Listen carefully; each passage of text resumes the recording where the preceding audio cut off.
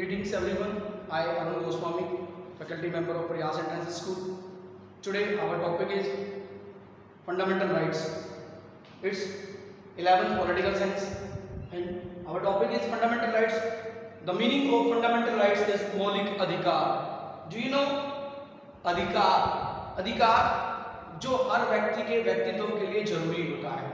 It means मौलिक अधिकार, क्योंकि इसको संविधान में हमें दिया गया है, संविधान ने हमें ये दिए गए हैं अधिकार, इसीलिए इसे मौलिक अधिकार कहते हैं. पहले आज़ादी से पहले ही डॉक्टर बी.आर. अम्बेडकर ने अधिकारों की मांग की थी, क्योंकि भारत एक विभिन्नताओं का देश है. इसमें विभिन्न जाति के, विभिन्न धर्म के लोग एक साथ मिलकर रहते हैं. यहाँ अलग अलग छोटे बड़े लोग रहते हैं, सभी इक्वल नहीं है, लेकिन सभी को समान करने के लिए, इक्वल बनाने के लिए कुछ अधिकार दिए गए हैं संविधान में, जिनका आज हम वर्णन यहाँ आपके सामने करेंगे. फंडामेंटल राइट्स, मौलिक अधिकार, वो अधिकार जो प्रत्येक व्यक्ति को उसके व्यक्तित्व को बढ़ावा देने के लिए दिए गए हैं, जो जरूरी है. जिसमें सबसे पहले फर्स्ट अधिकार right to equality. Right to equality article 14 to 18, यानी कि समानता का अधिकार.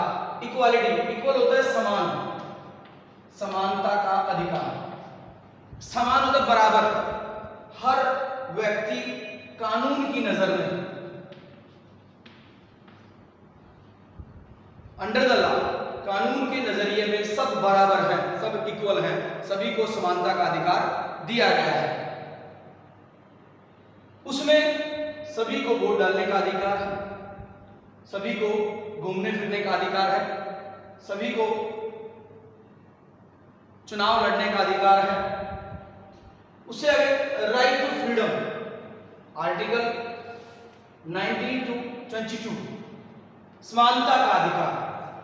हमारा पहला था समानता का अधिकार, दूसरा है स्वतंत्रता का अधिकार. जैसा कि आप लोग जानते हैं, स्वतंत्रता आजादी, हम सभी आजाद हैं. आफ्टर 1947, 1947 के बाद हमें आज़ादी मिली है, हम सभी आज़ाद हैं. और इस आज़ादी में हमें बोलने का अधिकार है, हमें घूमने फिरने का अधिकार है, यानी कि कहीं भी कोई भाषण इंडिया में अगर चल रहा है तो वहाँ हम बोल सकते हैं, अपने विचार रख सकते हैं, अपनी सहमति रख सकते हैं, लेकिन बशर्ते उस फ्रीडम में किसी का लॉस ना हो या किसी की हानि ना हो, किसी को कोई दुख ना पहुंचे. हमारे विचार अच्छे होने चाहिए. हम फ्रीडम का मतलब ये नहीं है कि कहीं भी कोई भी हथियारों के साथ हम घूम सकते हैं, नहीं. हमारे साथ वेपन्स बिल्कुल नहीं होने चाहिए. और हम इकट्ठे कोई सभा भी कर सकते हैं, 30 से 40 लोग एक साथ इकट्ठे हो सकते हैं, लेकिन वो शांतिपूर्वक ढंग से. ये हमें अधिकार दिया गया है कॉन्स्टिट्यूशन में, संविधान में. ये हमारा राइट है, right to freedom. Then right against exploitation, शोषण के विरुद्ध अधिकार.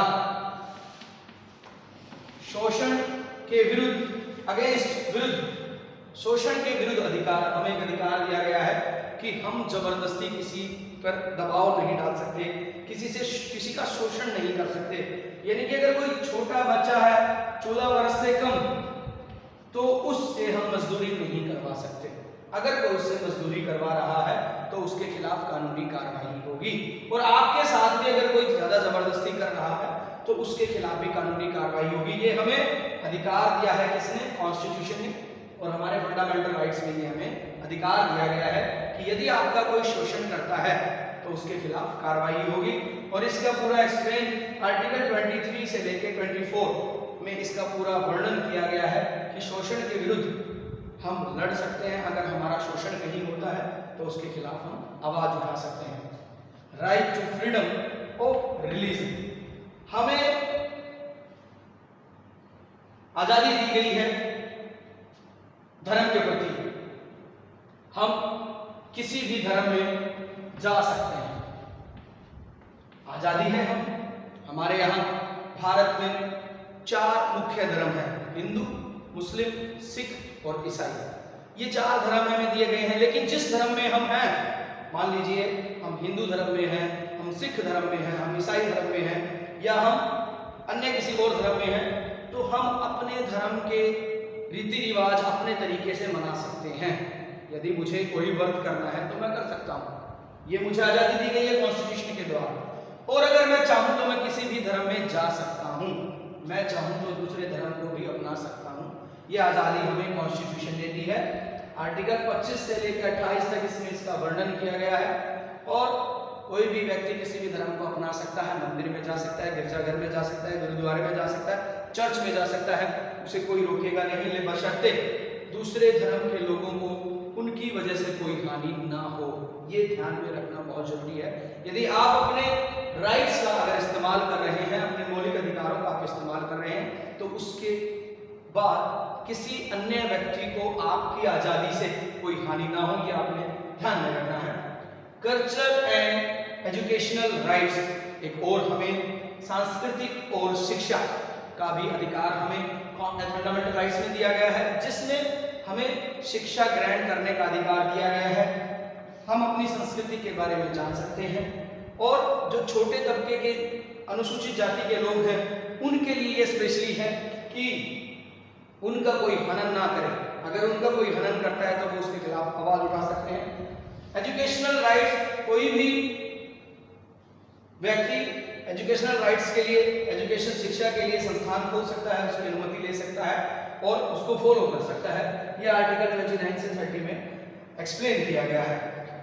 यहाँ हमारा एक और राइट था, राइट टू प्रॉपर्टी, जिसको अमेंडमेंट के बाद चेंज कर दिया गया है, उसकी जिक्र हम बाद में करेंगे। Right to property. अब हमारा लास्ट जो बनता है राइट टू कॉन्स्टिट्यूशनल रेमेडीज।